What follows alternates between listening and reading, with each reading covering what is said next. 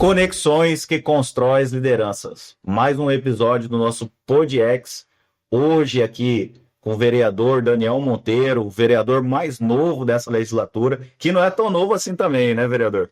Advogado, colega de trabalho. Nessas últimas semanas aí, seu nome entrou na grande mídia aí por ter recusado um pedido para ser secretário, mas vamos bater um papo do Daniel Monteiro, o que fez ele chegar até a Câmara, sua experiência, sua trajetória, para o nosso público que não te conhece. Desde já agradeço essa oportunidade de tê-la aqui com a gente no nosso podcast. Obrigado, Carlos. É um prazer estar aqui com você no PodX e vamos falar sobre todos os assuntos pertinentes da sociedade. Daniel, a gente já sabe que você recusou a secretaria por eles motivos, já bastante debatido na mídia, mas o que mais me chamou a atenção, e até confesso que fez ter essa vontade de tê-lo aqui com a gente, é a forma que você mostrou a independência do legislativo com o executivo. Essa importância, às vezes, que a população não entende, a importância que vocês, vereadores, têm, tanto na fiscalização, e você, como vereador, advogado, conhecedor da lei, já com 6 meses de mandato, construindo projetos de leis, inclusive já aprovado aqui na Câmara Municipal de Cuiabá. Veja, a Constituição Federal, logo no início, prescreve que os poderes têm que ser independentes e autônomos. Eles têm que ser independentes, embora harmônicos, mas essa independência, ela não pode ser só protocolar, ela não pode ser só formal, documental. Essa independência, ela precisa acontecer de fato e não só de direito. É preciso que nós tenhamos a autonomia para nós falarmos aquilo que a gente entenda que seja pertinente. Colocar o dedo na ferida, como venho colocando nos últimos meses. É impossível você me colocar hoje, Carlos, na oposição, uma vez que eu tenho votado majoritariamente junto com o governo, até porque eu prometi que eu daria 6 meses para o prefeito Abílio colocar a prefeitura dentro do trilho daquilo que ele imagina desenvolvimento. Tem enfrentado muitas dificuldades, eu tenho poupado ele em muitos sentidos, mas especialmente na saúde eu tenho agredido bastante, eu tenho atacado bastante alguns problemas de gestão que eu venho constatando, dentre os quais eu destaco falta de equipamento, falta de gerenciamento de patrimônio e principalmente um ataque às vacinas feito pela Secretaria de Saúde, que não tem nenhum cabimento, que não tem lógica acontecer em pleno século XXI. Resumo da ópera: a minha independência consiste em advogar pelo povo. Fazendo a ironia com a nossa profissão, eu recebi uma procuração de 2.537 pessoas que não querem que eu bata palma para o prefeito, seja ele ou seja ela quem for.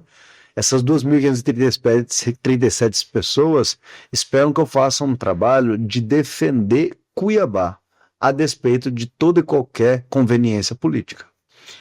E esse peso da independência, vereador, como você tem lidado com esse secretariado, inclusive até alguns de situação, tem criticado um pouco a questão do relacionamento, inclusive da secretária de saúde, junto com vocês parlamentares da parte municipal. Como que é essa relação sua com o executivo hoje? Cara, eu sinceramente eu tô pouco me lixando, eu faço meu papel, quem gostar gosta, quem não gostar, amém. Eu não ligo muito por isso não. Minha relação com a Abílio tem melhorado nos últimos tempos. Ele entendeu que eu sou um cara transparente, ele entendeu que eu sou um cara que falo aquilo que eu entendo, eu não fico chamando atenção à toa, não penduro melancia na cabeça, não fico fazendo vídeo selfie para lacrar. Eu sou um político que gosta de resultado, eu sou um político que gosta de entrega e repetindo para ser o mais objetivo possível, se gostar bem, se não gostar, amém. Maravilha, vereador. E voltando um pouco, você já na Câmara, mas muitos ainda não te conhecem, e a gente que acompanha a política sabe um pouco ali do seu trabalho na SEDUC. E você foi eleito aí muito e tem atuado muito sobre a questão da educação, tanto é que foi convidado para ser secretário de Educação. Queria que você falasse um pouco esse trabalho que você teve como gestor na SEDUC, se isso te credenciou para estar hoje na cadeira, sabendo lidar melhor da questão da educação de Cuiabá. Eu não tenho dúvidas disso. Eu tenho uma formação multidisciplinar que começou com direito, depois se estendeu para macroeconomia, até na gestão pública no mestrado, mas a educação especificamente, do ponto de vista eleitoral e do ponto de vista de pauta, foi o que me cacifou para estar dentro da Câmara Municipal hoje.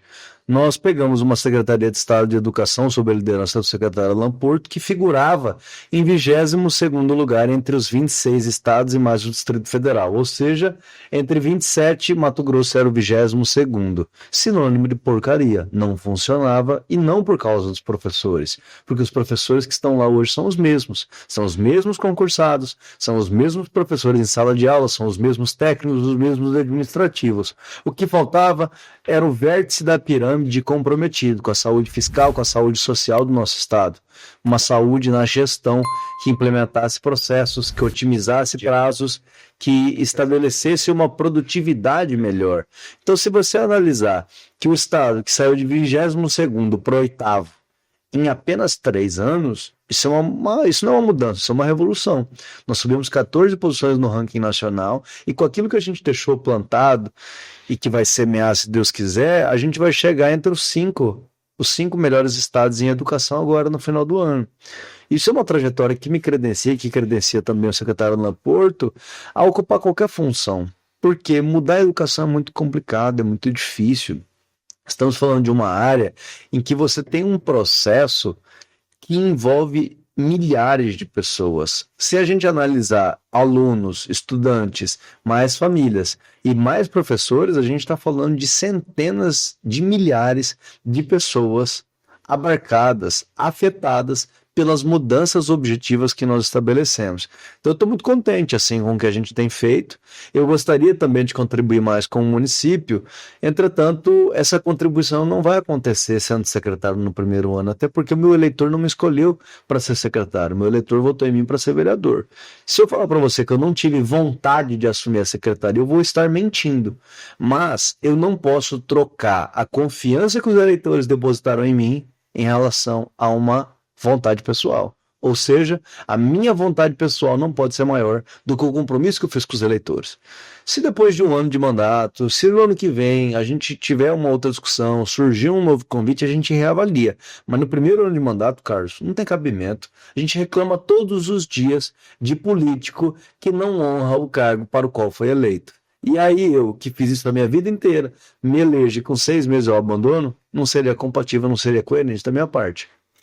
Quando saiu o seu nome, e a gente acompanha muito o governo, o Mauro Mendes no primeiro ano, junto com o Piveto, o próprio Mauri, né, o Alan Porto ali, eu falo que foi uma revolução na educação, principalmente numa outra área que eu estou vendo muito sua atuação, que é essa parte da infraestrutura nas escolas, né? E é isso a gente vem, o próprio Piveto que cobra muito essa questão, o Lucas lá é exemplo das grandes estruturas, colégios parece não, melhores do que as particulares, e a gente começa a ver aqui no Estado desenvolvimento junto dessa gestão que você fez parte, né? Inclusive é um padrinho político, podemos assim dizer, o Alan Porto, né? E o próprio Mauri, que era o secretário executivo da SEDUC. Comparando para Cuiabá, está muito longe da situação que vocês encontraram a educação do Estado para a educação que Cuiabá está hoje? Não, a do Estado estava muito pior que a do município hoje, entendeu? Do município enfrenta dificuldades, mas o Estado era 10 vezes pior do que o município se encontra hoje. Portanto, é mais fácil resolver o município do que foi resolver o Estado. Sem falar que quando a gente fala em município, a gente está falando de uma faixa etária que é mais simples de você fazer intervenções. Você tem na educação infantil aquilo que a gente chama de primeiro corte neural, onde se encontra a maior plasticidade cerebral, que é o conceito da neurociência, que consiste em entender qual é a capacidade de adaptação, readaptação e absorção de conhecimento no cérebro de crianças. Então você está falando de uma intervenção pequena naquele desenvolvimento para um resultado muito grande. Enquanto que quando a gente fala em ensino médio, que é o que o Estado faz, você tem que fazer uma intervenção muito grande para ter um resultado menor. É como se a parábola fosse invertida quando vai chegando no ensino médio. Todo ser humano é assim. Quando você tem até 6 anos, qualquer coisa que você aprende, aquilo inunda seu cérebro. As conexões neurais estabelecidas fazem com que aquilo se consolide dentro do seu campo de conhecimento. Enquanto que quanto mais velho você fica, mais dificuldade você tem para aprender. Tanto que a medalha Fields, que é o Nobel da matemática, se você analisar a faixa etária da esmagadora maioria dos vencedores, é de até 25 anos de idade. 23, 22 anos, a medalha Fields. Ou seja, existe uma idade para aprender matemática, né? A gente consegue constatar isso com muita facilidade. Aprender uma língua Olha a dificuldade que é para você aprender uma língua estrangeira depois Sim. dos 20 anos de idade. Eu tive a felicidade e a oportunidade de aprender inglês ainda quando era adolescente. E, embora eu seja fluente, eu tenho muito sotaque, meu accent é muito forte. Por quê? Porque eu não aprendi ele na minha primeira infância. Então a gente precisa entender que existe a compatibilização que deve ser feita entre idade, série e conhecimento, habilidades. Tanto que a BNCC, Base Nacional Comum Curricular, trata disso. Resumo da ópera. Eu acho que o Amaury tá com uma secretaria melhor estruturada do que quando recebeu lá atrás. Agora, o Amaury teve o Mauro Mendes e o Pivetta, né, como gestores, que eram pessoas inequivocamente preocupadas com a gestão e com a educação. Pivetta, você já colocou a credencial dele aí, que fez o que fez em Lucas do Rio Verde. Agora a gente precisa ver se o prefeito Abílio também vai ter essa prioridade, se o prefeito Abílio também dará a centralidade à educação que os nossos dois gestores do Estado deram no passado. Vereador, a gente tem como falar de educação sem entrar um pouco nessa polarização que a gente vive no Brasil, né? A gente percebe-se que o vereador tem um posicionamento ideológico muito tranquilo, não aos extremos, mas essa própria ocupação sua, para a gente, foi até uma surpresa.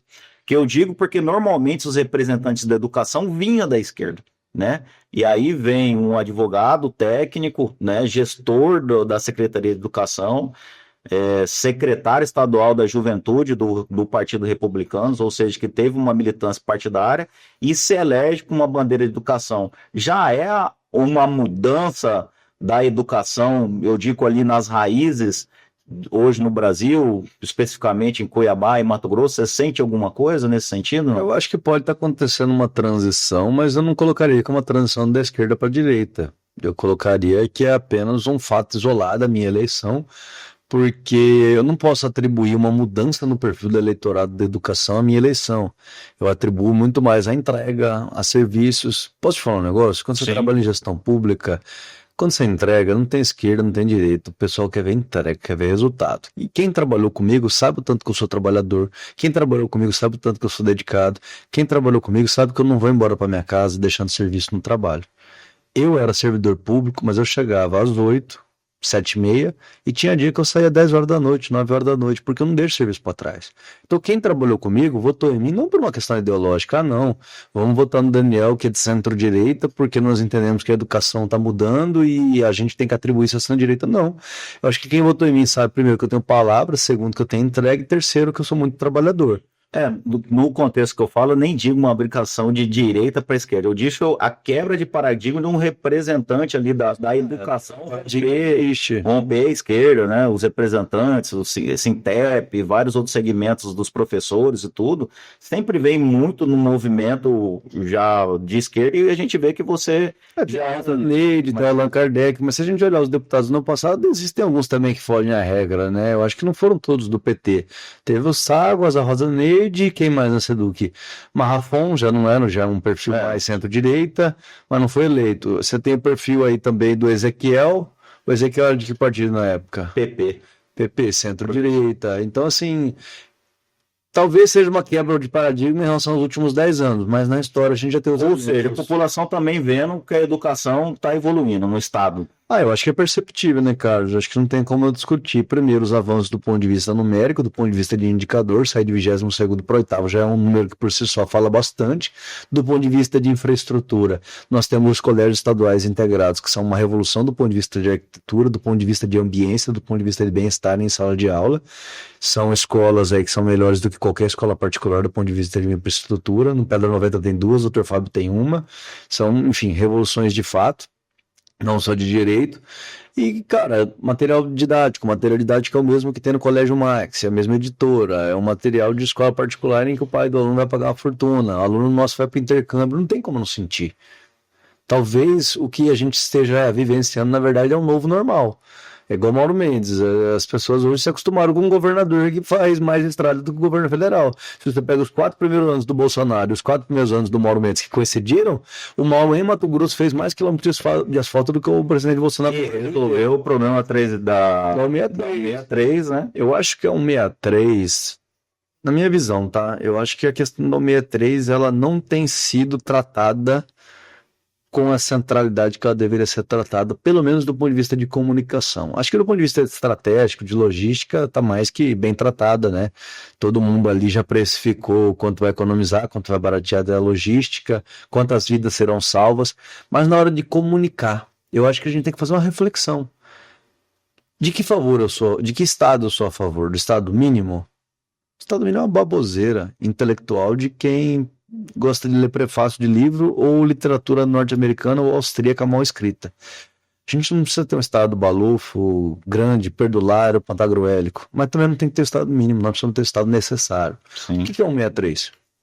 Se não, uma compra de uma empresa privatizada pelo Estado através do MTPAR, porque a privatizada não deu conta de fazer. O Estado bom é o Estado necessário, aquele que faz aquilo que o cidadão espera dele, entrega de infraestrutura, saúde, educação e segurança pública. Nesse caso foi necessário desprivatizar. Foi feito e deu certo. Barack Obama, crise dos Lehman Brothers em 2008. O que ele fez com o setor de seguros norte-americano? Você se recorda, Carlos? Ele estatizou o setor de seguros. Ele estatizou. E ele chamou isso, sabe como? Ele criou um neologismo. Ele chamou isso de pré-privatização. Olha que porcaria intelectual para não reconhecer que ele estatizou, porque precisava ser feito e ponto final. Ele estatizou, saneou o setor e fez o quê depois? Entregou para a iniciativa privada. Por quê? Existem colapsos cíclicos das forças de mercado que acontecem periodicamente. Antigamente acontecia a cada 12 anos, 15 anos uma crise, agora está acontecendo a cada 3, 4 anos. Então a gente tem que entender que o mercado sozinho é muito importante, é fundamental, que sabe fazer melhor do que qualquer um a alocação de recursos escassos para a aplicação do melhor retorno, mas a vida não se resume a isso. Você acha que o mercado vai fazer sozinho uma ferrovia no Brasil? Jamais. Por quê? Porque não dá retorno. Por que o mercado não faz indústria no Brasil e fica apenas no setor primário? Porque a indústria tem 20 anos, 12 anos de prazo de maturação. Ninguém quer colocar um dinheiro do bolso para esperar 12 anos. Você vai fazer esse dinheiro, você vai fazer esse investimento com dinheiro de quem? Do banco. Só que você vai no banco, a taxa de juros tem 14,75. É por isso que a indústria brasileira morreu. É simples assim. Essa gestão que você coloca, e a gente está estudando sobre você um pouco, foi muito que vocês implementaram essa visão da educação, mas com essa questão da economia e até essa visão moderna, vamos dizer, da sociedade como um todo, no estado necessário, a implantação que você foi gestão do Alfabetiza Mato Grosso ali, né? Que teve uma economia tremenda dentro do estado, e aí a gente vê o porquê você estava na frente disso, esse preparo todo que a gente não vê o gestor público apenas lidando com obra pública, né? Mas todo um contexto de questão econômica, desenvolvimento. Eu queria que você falasse um pouco dessa visão que você tem, dessa gestão moderna, de gerir o recurso público de uma forma, querendo ou não, levado mais um pouco para o lado privado, vendo a questão da economia. Eu acho que assim, primeiro a gente tem que entender as razões históricas para vivermos o que a gente vive. Outrora, vivia-se num mundo dos estados absolutistas, em que o rei se confundia com o estado e que a vontade dele se confundia com a vontade do reinado. Depois disso, passou-se pela Revolução Industrial, tivemos aí Napoleão Bonaparte colocando o Código Napoleônico, que foi o primeiro código civil aí do mundo manualizado no Ocidente, e depois, mais recentemente, no século XX, a gente tem o Estado burocrático weberiano. Talvez tenha sido a maior ruptura. E a criação da burocracia, que não se confunde com a burocracia que a gente vive no Brasil hoje, que era uma despersonalização do Estado, de maneira que as caixinhas da burocracia substituiriam as vontades políticas e as amizades políticas. Eu expliquei mais ou menos 300 anos de história aqui em poucas frases, Sim. mas é só para fortalecer o argumento, né? Um dia, uma outra oportunidade, a gente se debruça por cada uma dessas etapas históricas. Só que hoje, o Estado burocrático burguês weberiano não faz mais sentido, porque a gente não faz mais gestão de empresa e nem de Estado com caixinhas. Hoje a gente precisa de uma gestão gerencial. Hoje a gente precisa daquilo que a gente chama de transversalidade. Hoje a gente precisa daquilo que a gente chama de intersetorialidade, de maneira que eu pense no estudante junto com a saúde, junto com a assistência social. Porque ninguém vai aprender doente, ninguém vai aprender com fome. Então a gente precisa ter esse olhar macro, esse olhar holista para o cidadão e para a gestão pública. Se você analisar do ponto de vista de economicidade dos recursos públicos, só o que foi feito na SEDUC, você pega o decreto 723 de 2020, que é o decreto do redimensionamento. O que é redimensionamento? Das No escolas. município, você vai atender educação infantil até o 5º ano do ensino fundamental. E o Estado pega do 6º ano para frente. Por quê? Antigamente tinha oferta concorrente. Sim. Oferta concorrente é o Estado e o município oferecendo a mesma série na mesma cidade. Só para você entender alguns aspectos. O primeiro deles, diferença salarial. O Estado invariavelmente não, deve ter uma ou duas exceções, paga mais para o professor do que do município. Ou seja, se tem 5ª série no Estado e 5ª série do município, o professor vai querer dar aula onde? Onde paga mais. Vai esvaziar onde paga menos. Segundo, você não consegue priorizar nenhuma etapa do conhecimento se você está dando todas. O Estado aqui em Mato Grosso chegou a ter creche, pô. Chegou a ter creche. Ou seja, você precisa, além de dividir para acabar com essa questão do choque, do esvaziamento de uma rede em relação a outra por causa de diferença salarial, você tem que dividir para ter aquilo que a gente chama de especialização na etapa educacional. Se eu só ofereço ensino médio, eu vou ficar melhor no ensino médio, não tenho dúvida nenhuma disso. Você especializa naquilo dali, né? Eu vou vocacionar meus professores para aquilo, eu vou colocar o meu núcleo de grade curricular, o meu núcleo de pedagógico, todo dedicado para estudar o que deu certo no mundo, no ensino médio. Então o decreto 723 deve ter dado uma economia aí, mais ou menos, se eu errar por números grossos, vocês me corrigem depois, mas a ordem de grandeza eu tenho.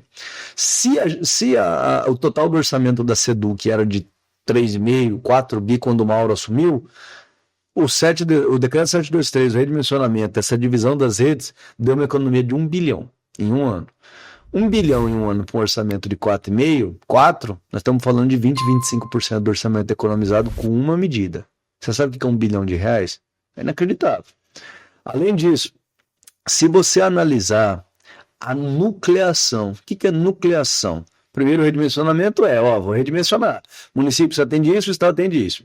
Agora tem a questão da nucleação. O próprio Estado, muitas vezes, tinha escola abarrotada e uma escola do lado com 4 alunos numa sala de aula. Tinha uma escola aqui em Cuiabá que o aluno devia custar 20 mil reais por mês se você fizesse em todas as contas e dividisse.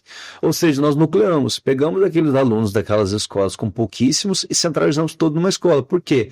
Você pega o recurso, ao invés de você gastar um pouquinho em 3 escolas, você gasta muito em uma, investe muito em uma para aquela escola ficar de ponta e reaparcar todos os alunos. Ou seja, foi uma visão também de economicidade. Por quê? Você pode ter a melhor ideia do mundo. Se você não tiver dinheiro para executar, não sai nada. E assim, vereador, eu vou falar porque eu acompanhei um pouco desse processo, não tanto em Cuiabá, mas acompanhando mais no interior.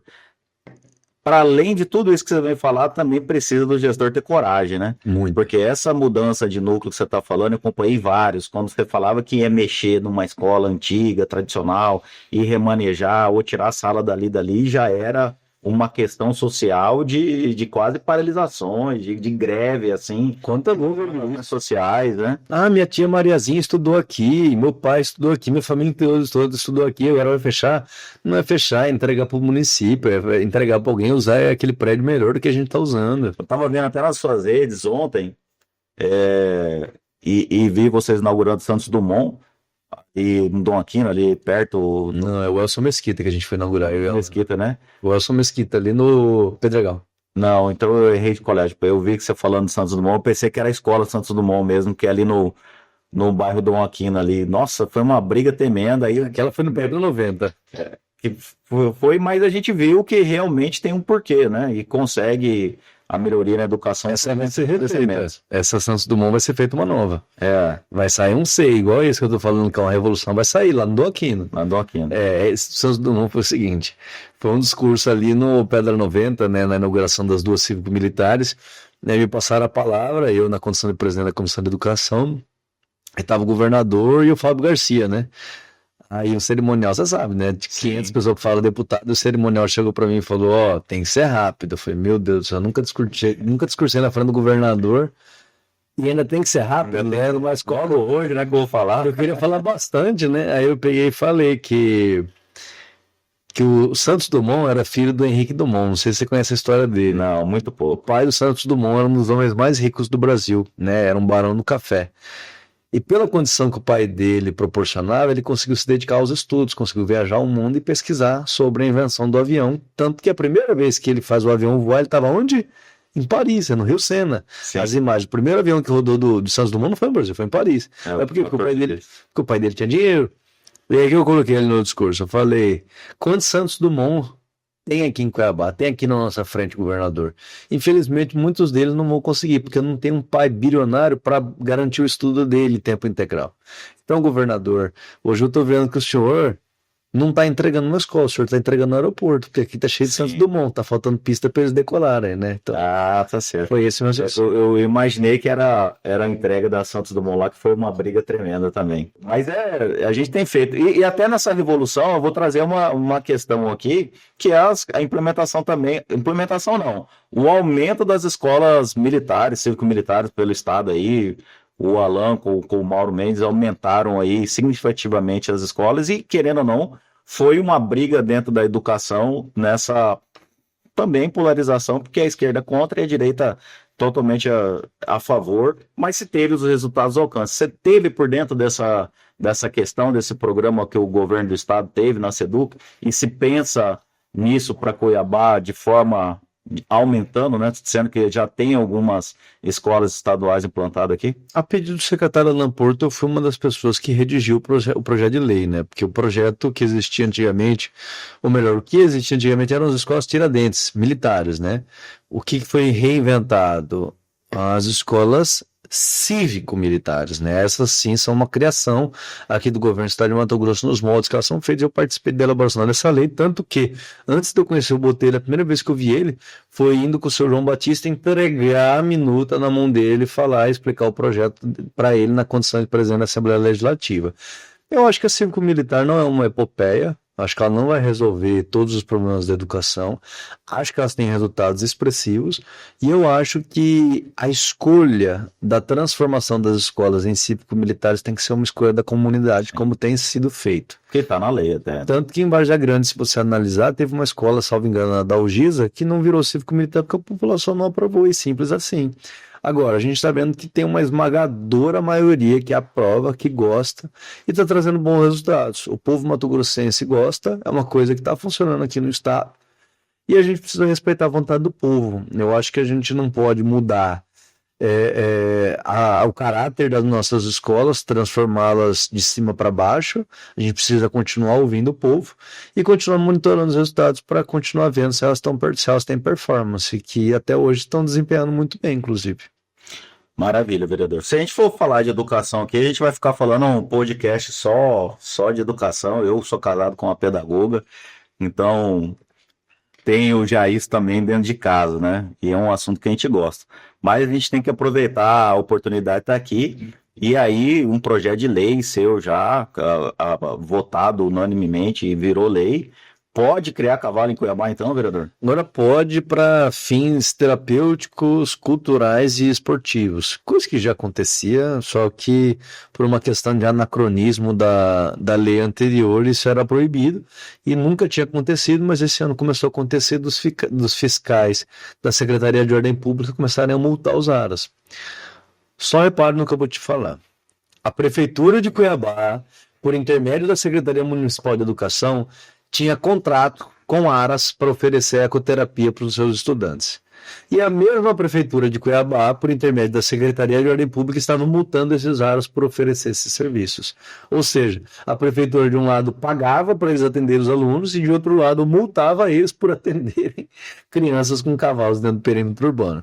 Então, era uma lei de 1992, se eu não me engano, e a gente alterou, porque naquela época até fazia sentido essa proibição. Por quê? Primeiro, uma exploração muito grande que acontecia, e segundo e mais profundamente, essa de fato era a razão social para eles fazerem a proibição naquela época, é que os cavalos atrapalhavam o trânsito. Estava começando a ter bastante carro aqui em Cuiabá, estavam se avolumando os veículos e os cavalos na rua estavam atrapalhando, então algum vereador foi lá e proibiu. E a galera votou tudo em peso, só que agora você não vê mais nem cavalo na rua, e hoje você tem essa demanda gigantesca das famílias atípicas pela ecoterapia. Então você autoriza, se você analisar a lei, eu faço questão de colocar depois da vírgula, que é para fins terapêuticos, culturais e esportivos, para não deixar nenhuma margem à interpretação de que é possível criar cavalo para exploração laboral aqui em Cuiabá. E a satisfação de um advogado eleito vereador já nos primeiros 6 meses, fazendo um papel também que é nosso de intérprete da lei, né, bacharel de direito ali, ter sancionado uma lei já nos primeiros meses de mandato? É muito bom, assim, vou ser sincero com você, foi uma das melhores sensações, porque eu já tinha feito um monte de lei que hoje vigora no estado de Mato Grosso, dentre as quais aí você está colocando das cívico-militares, a 12431 do Fundo a Fundo, 12.008 de 2023, todas essas saíram do meu computador. Mas eu não sou o autor. O autor, se você analisar ali, é o executivo, né? O Poder Executivo Estadual em Mato Grosso, o Governo Estadual em Mato Grosso. Essa é a primeira que tem a minha digital ali mesmo, a minha assinatura. Então é uma satisfação muito grande. A gente estuda, né? A gente falou de Weber no começo da conversa, a gente estuda os conceitos de dominação racional legal, o papel desempenhado pelos operadores do direito na hora de legislar, na hora de parlar. E fica muito abstrato, né, quando você estuda isso na faculdade. Aí depois, quando você vai lá, senta no seu computador, pensa numa lei, vê um problema social que você quer corrigir, corrige ali dentro do texto, aí depois passa pelos seus pares, passa na comissão, aí vai pro prefeito sancionar e, pô, vira lei. É uma gratificação muito grande, ainda mais que não é lei, com todo respeito a quem faz isso. De colocar dia do sorveteiro, dia do dia do poder. Cara, nome de rua, nome de praça, entendeu? Assim, eventualmente eu até posso fazer uma lei dessa no futuro. Porque uma rua sem nome, ela não tem CEP, né? Se ela não tem CEP, ela não recebe correspondência. Então, claro, também é uma lei importante. Mas você concorda comigo que ela não tem um impacto social tão grande, né? E essa lei, da minha autoria, graças a Deus, tem impacto social, vai estimular mais aras a abrirem vagas e, consequentemente, mais crianças, especialmente crianças atípicas, serão atendidas, né? Então, é a diferença na vida do povo. E unindo um pouco, voltando aí, com a educação, né? A questão da ecoterapia, trabalhei no Senar um tempo também, viu quão importante é e que impacta realmente o resultado das crianças atípicas, né?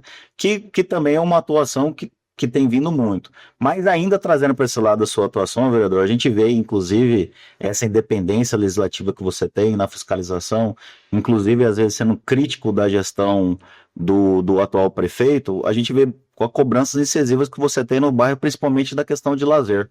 A falta de lazer que os bairros e o Cuiabano está tendo, e que você vê, inclusive, as questões das músicas que o Abílio tem combatido muito, a questão de São Alto e tal, e você tem sido um defensor dessa questão do lazer dos cuiabanos. É porque tem gente que acha que o trabalhador, o pobre, tem que comer e dormir, né? Daqui a pouco, se a gente não aperta, eles vão achar que o trabalhador tem que comer em coxo, né? E não. Se a gente analisa o artigo 5º da Constituição Federal, a gente vê que é direito ao lazer, é o direito à dignidade humana, e eu não consigo achar que é digno a gente entregar para um trabalhador a possibilidade dele comer e dormir no final de semana, ficar trancado dentro de casa assistindo televisão com a família, porque ele não tem uma quadra, ele não tem uma pista para ele fazer uma caminhada com a família dele. Se a gente quer falar em felicidade para as pessoas, se a gente quer falar em saúde para as pessoas, felicidade é uma coisa muito subjetiva, vamos ficar na saúde, porque para os pragmáticos a gente precisa trazer números. Quantos reais você acha que você economiza por pessoa com investimento em prática esportiva no SUS lá na ponta? Quantos reais que você economiza se você entregar um saneamento básico para a pessoa? Então, existe um conceito que é o da economia indireta na gestão pública. Você precisa fazer políticas públicas que no primeiro momento vão ser gasto, você realmente vai tirar do cofre para entregar uma coisa para a população, mas como qualquer investimento, isso é um empobrecimento temporário que vai fazer com que você economize ou comece a ganhar lá na frente. Se eu tenho mais pessoas praticando esporte, se eu tenho mais pessoas praticando atividades no lazer, eu vou ter uma sociedade mais feliz, vou ter uma sociedade mais produtiva, vou ter menos pessoas obesas, vou ter menos pessoas com problemas de saúde, eu vou ter hospitais cada vez menos lotados. Eu sonho com uma política pública de atendimento de base que seja conjugada necessariamente com a prática esportiva. A gente tem que ter as UBSs lotadas de agendamentos da população que vai ao odontologista, que vai ao psicólogo, que vai aferir pressão, que vai no nutricionista público e que, de outro lado, faça atividades públicas ali dentro do bairro. Esse cara, além dele trabalhar mais, além dele estar mais feliz, além dele entregar muito mais para a sociedade, você pode ter certeza que a chance desse cara parar numa UTI pública é muito menor. Então, é nesse sentido que eu combato, é nesse sentido que eu milito pelo lazer, é nesse sentido que eu milito pelo esporte. Eu sou um praticante, né? A vida inteira eu venho da prática esportiva, venho do futebol. Eu acho que o futebol tem um papel decisivo na minha formação na minha formação moral, intelectual. O futebol foi decisivo para eu conhecer todas as camadas sociais. No futebol, eu em determinado momento cheguei a ser um de 2 alunos de escola particular. Eu estudava na escola particular, no São Gonçalo na época, e era só eu e o goleiro, o resto todo mundo era da escola pública ali no Cuiabá. Então, assim, você tem contato com tudo no esporte. Ele mudou meu. O bom ainda é democrático, né? Cara, eu acho que é o único lugar onde se vê democracia. A primeira vez que eu fui no estádio fora de Cuiabá ver o Corinthians foi em 2005. Jogo Corinthians Internacional no Pacaembu, que foi 1-1, gol do Tevez e gol do Rafael Sobis naquele título brasileiro todo polêmico. E Edilson Pereira de Carvalho. E eu lembro até hoje, cara, tava uns 40 graus, tava muito quente em São Paulo, muito, muito quente. Tanto que eu saí de Cuiabá e tava passando muito calor. E uma parte da torcida invadiu e estourou a catraca, né? Então ficou muito mais lotado o estádio do que ele efetivamente tinha capacidade. Aí eu lembro de eu reclamar pro meu pai que eu tava com sede, que eu tava com calor, cara. Eu lembro até hoje, um cara todo tatuado, assim, com um boné, um chapéu da Gaviões da Fiel. Ele escutou, falou, o que foi? Aí meu pai falou, não, ele só tá com sede. Cara, você precisa ver o que esse cara fez. Ele abriu o braço assim, ele falou, ó, o moleque aqui passando mal. Eu tinha uns 9, 10 anos. O moleque aqui tá passando mal. Cara, tudo aquele cara mal encarado que você fala, pô, esse cara aí não dá nem pra você brincar, não dá nem pra você ficar perto. Cara, esses caras pegaram água pra mim, levaram pra mim, depois pegaram pipoca pra mim, porque acharam que eu tava com a pressão. Então, assim, eu sou suspeito pra falar, minha maior paixão na minha vida é o futebol, porque ali me ensinou tudo, né? Me ensinou tudo, disciplina, hierarquia, enfim. São episódios aí que marcam o nosso desenvolvimento pessoal, né? O esporte constrói.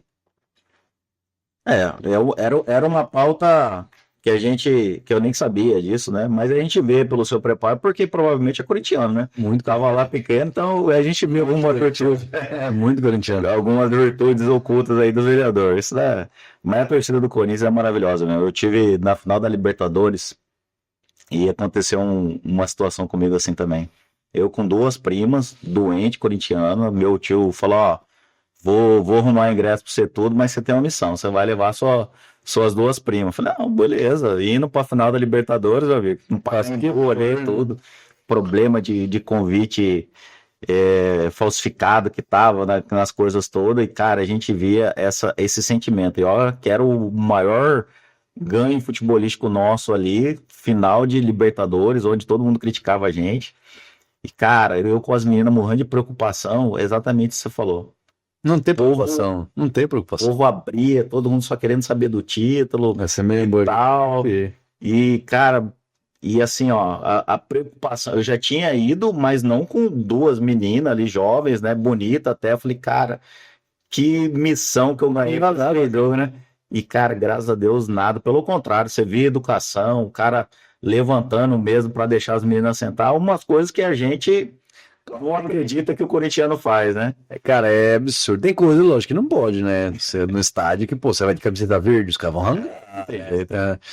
Esse eu até arrepiei, porque eu fui pro Japão, né, em 2012, depois do título da Libertadores. Cara, lembra uma cena no meio de Tóquio, cara. A gente saiu o primeiro jogo em Yokohama, o segundo.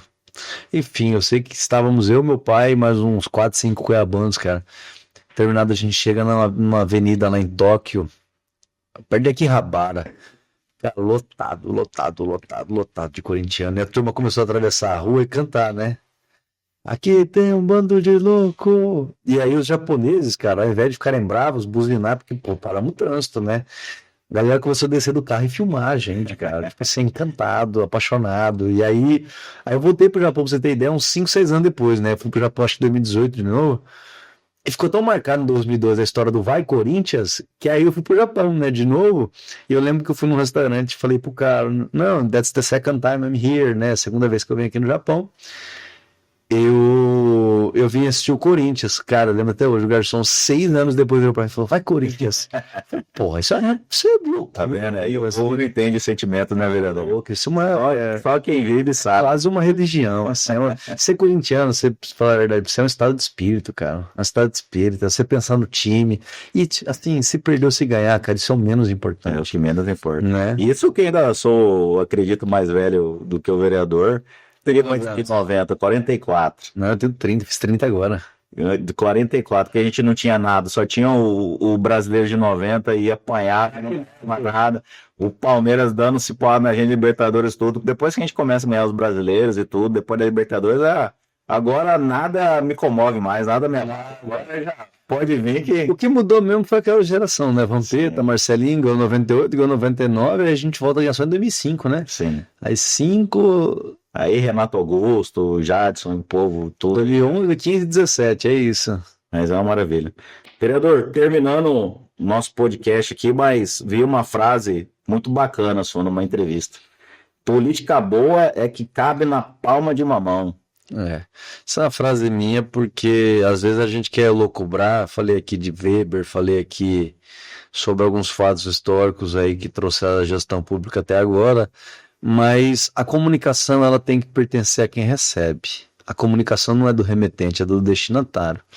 Então, se eu ficar falando de uma forma difícil, citando autores, eu vou com certeza me conectar contigo, que é um advogado, que é bem informado.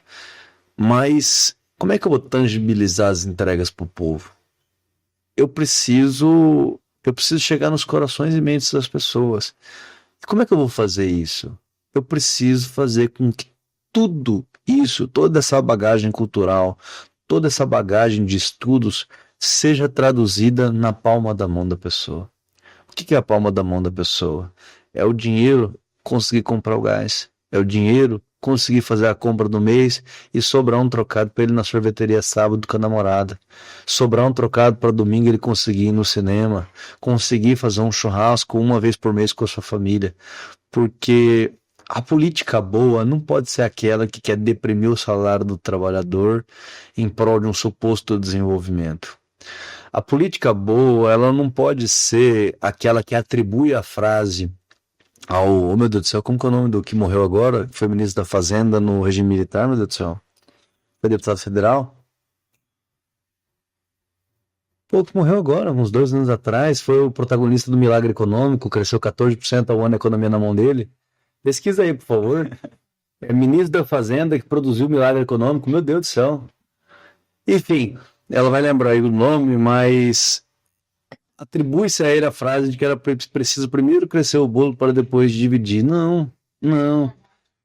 Fernanda Haddad. Não, está. Apareceu só. Não, que Fernanda Haddad. Década de 60. Oi? Delfim Neto. Então, se você analisa o Delfim Neto, ele sempre falou a vida inteira, ele nunca falou essa frase. Ele repudiava as pessoas que atribuíam essa frase a ele, porque ele dizia o contrário, é preciso dividir para crescer. O que é dividir para crescer? A gente precisa ter poder de compra. As pessoas precisam comprar. Elas comprando, elas vão fazer o varejo sair mais. Se o varejo sai mais, elas vão comprar mais do atacado. Se o atacado vende mais, ele vai importar mais da indústria. Se a indústria está vendendo mais, ela vai comprar mais matéria-prima. É simples assim a roda da economia, não tem o que inventar. O problema é que quando a gente quer trazer a economia para um universo numerológico que não cabe na cabeça de ninguém, até porque qualquer modelo matemático em matéria de economia é porcaria. A ciência contemporânea já mostrou isso, não existe modelo matemático para a ciência econômica. Quando a gente estuda macroeconomia, a gente tem que entender que ela é uma ciência predominantemente humana. Ela é lateralmente uma ciência exata. Então a política boa, ela cabe na palma da mão nesse sentido, de que embora a gente discuta, a gente brigue, a gente usa retórica de direita, a gente use retórica de esquerda, a política precisa caber aqui. O dinheiro do cara precisa servir para comprar o que ele precisa comprar para ter dignidade e lazer. A política boa tem que dar um cartão de ônibus para ele andar num ônibus climatizado, com dignidade, para chegar no trabalho dele em menos de 1 hora, como vem acontecendo. É sobre isso essa frase. Daniel Monteiro, o vereador mais novo dessa legislatura, presidente da Comissão de Educação, presidente da Comissão de Defesa dos Direitos Animais, membro da CCJ, corintiano. Ah, isso sim, o título. Tá aí para vocês que não conhecem o porquê o Abílio queria levar o vereador para ser seu secretário. Vereador, o espaço é seu. Se de repente a gente deixou de entrar em algum assunto que você reputa importante, não deixar nossa audiência ficar sabendo, o microfone do Podiex é seu. Só quero te agradecer, dizer que o Podiex aqui é um espaço democrático em que eu me senti bastante à vontade para falar. Peço que todos os nossos vereadores aqui da Câmara, os deputados, tenham muito carinho quando receber esse convite, porque de fato é um espaço muito gostoso. E melhor do que a frase de que a política cabe numa mão, eu preciso falar a frase: vai, Corinthians. Obrigado. É isso aí, vereador. Valeu. Pessoal, assista o episódio completo no YouTube. Agora até no Spotify, viu? Você que gosta de esporte, ó, pode colocar no fonezinho lá na corridinha e tá ouvindo o Podiex lá no Spotify. E acompanhe também no nosso Instagram, a rede do vereador, os cortes que o pessoal adora aí, agora os shorts no YouTube também, né? O pessoal não gosta do todo, mas não perca você que gostou do tema, que acompanha o vereador, aqueles que não conhecem o vereador Daniel Monteiro, como eu, que fiquei muito curioso de entender quem era o vereador, porque chegou a Câmara ali com a votação boa numa chapa que era muito difícil, né? E tá aí para vocês, então, um pouquinho do vereador Daniel Monteiro e deixando a porta aberta aqui, vereador, do seu próximo projeto de lei aí, que eu tenho certeza que não vai ser o primeiro, quando for aprovado, está aqui com a gente no Podiex para falar dos feitos futuros do vereador Daniel Monteiro. Fechou, meu irmão. Obrigado, tamo junto. Um abraço. Até mais.